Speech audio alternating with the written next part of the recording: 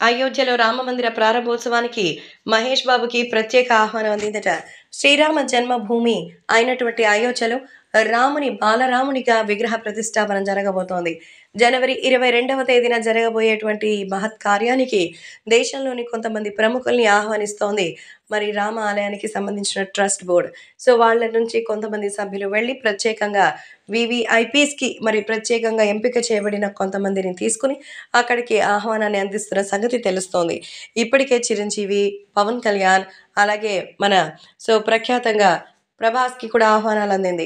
ఈ నేపథ్యంలో తాజాగా మహేష్ బాబుకి కూడా ఆహ్వానం అందినట్టుగా అయితే సమాచారం. అయోధ్య రామ మందిరానికి సంబంధించిన ఈ ప్రాణ ప్రతిష్ఠ ఉత్సవానికి మన మహేష్ బాబు కుటుంబానికి కూడా అయోధ్య రామ మందిర ట్రస్ట్ ఆహ్వానాన్ని పంపించినట్టుగా తెలుస్తోంది.